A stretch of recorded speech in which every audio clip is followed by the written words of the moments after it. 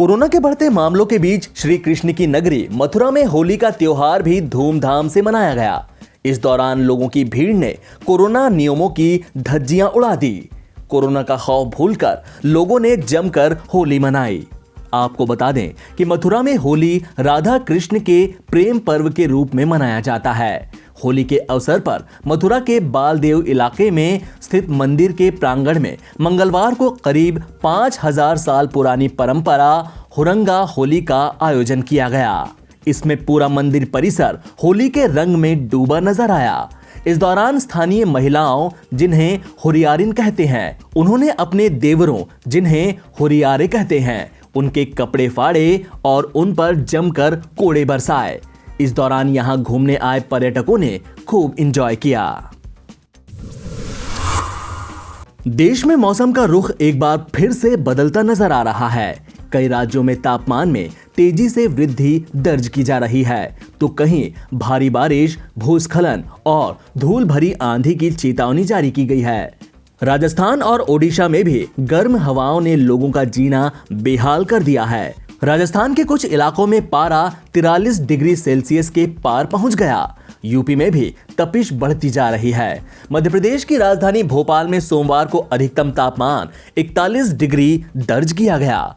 मौसम विभाग ने असम, मेघालय, नागालैंड, मणिपुर, मिजोरम और त्रिपुरा के लिए ऑरेंज अलर्ट जारी कर दिया है। दिल्ली में बुधवार सुबह आसमान साफ नजर आया। मंगलवार को यहां न्यूनतम तापमान मौसम के सामान्य तापमान से 1 डिग्री अधिक यानी 19 डिग्री सेल्सियस दर्ज किया गया। पश्चिम बंगाल में अगर बीजेपी की सरकार बन जाती है तो राज्य का मुख्यमंत्री कौन बनेगा, इस पर अटकलें लगातार जारी हैं। और इस बीच राज्य में बीजेपी के अध्यक्ष दिलीप घोष ने एक बयान देकर यह संकेत दे दिया कि सीएम चेहरे के लिए बीजेपी की तलाश पूरी हो चुकी है। उन्होंने कहा कि बंगाल में अगर बीजेपी सत्ता में आती है तो मुख्यमंत्री उसे बनाया जाएगा जो चुनाव नहीं लड़ रहा है। घोष के इस बयान के बाद से ही अटकलें तेज हो गई हैं कि बीजेपी उन्हें ही तो राज्य का सीएम नहीं बनाएगी। घोष ने कहा कि यह फैसला पार्टी करेगी, लेकिन जरूरी नहीं कि किसी विधायक को मुख्यमंत्री बनाया जाए। जब ममता बनर्जी मुख्यमंत्री बनी थी तब वह विधायक नहीं थी। घोष ने कहा, पहले चरण के मतदान के बाद सिर्फ बीजेपी ही अपनी जीत को लेकर आश्वस्त है। तृणमूल कांग्रेस और उसके नेता परेशान हैं। जैसे जैसे चुनाव आगे बढ़ेगा, तृणमूल कांग्रेस कार्यकर्ताओं को अपनी हार का एहसास होता जाएगा। कोरोना वायरस की दूसरी लहर करीब करीब पूरे देश में फैल रही है। शुरुआती दिनों में कोरोना का सबसे ज्यादा आक्रमण झेलने वाला केरल अब महामारी से उबर रहा है, तो महाराष्ट्र, पंजाब और गुजरात जैसे राज्यों में नए मरीजों की संख्या तेजी से बढ़ रही है। अगर सभी राज्यों के आंकड़ों का विश्लेषण करें तो पता चलता है कि करीब करीब सभी राज्यों में आश्चर्यजनक रूप से नए मामलों में वृद्धि हो रही है। देश के सभी महानगरों का यही हाल है। केंद्रीय स्वास्थ्य मंत्रालय द्वारा बुधवार सुबह जारी आंकड़ों के मुताबिक भारत में पिछले 24 घंटे के दौरान कोरोना के 53,480 नए मामले दर्ज किए गए और 254 लोगों की मौत हो गई। हालांकि इस दौरान 41,280 लोग कोरोना वायरस से रिकवर भी हुए। देश में अब तक कोरोना के कुल 1,21,49,335 पॉजिटिव मामले सामने आ चुके हैं, जिनमें से 5,52,566 फिलहाल एक्टिव केस हैं।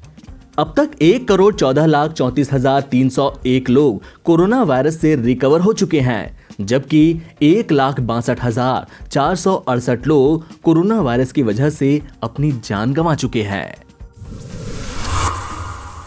केंद्रीय स्वास्थ्य सचिव राजेश भूषण ने मंगलवार को बताया कि देश के 10 जिलों में सबसे ज्यादा कोरोना के एक्टिव केसेस हैं। सबसे ज्यादा एक्टिव केस जिन 10 जिलों में हैं, उनमें से 8 महाराष्ट्र से हैं।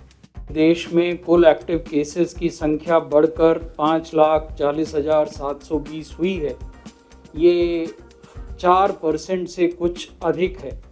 और अगर मृत्यु देखें तो वो 1,62,000 हैं। ये 1.34% है। और रिकवरी रेट देखें तो ये 94% है। 10 जिले जो देश में जहां अधिकतम एक्टिव केसेस हैं उनमें पुणे, मुंबई, नागपुर, ठाणे, नासिक, औरंगाबाद, बेंगलुरु अर्बन, नांदेड़, दिल्ली और अहमदनगर, यानी जो 10 जिले हैं जहां की अधिकांश एक्टिव केस केंद्रित हैं, उनमें 8 जिले महाराष्ट्र के हैं, एक दिल्ली है। हम दिल्ली को एक एडमिनिस्ट्रेटिव यूनिट मानते हैं, हालांकि यहाँ technically speaking there are multiple districts, but we are taking Delhi as one district. And Bengaluru urban, एक जिला कर्नाटक का, एक दिल्ली और 8 जिले महाराष्ट्र के।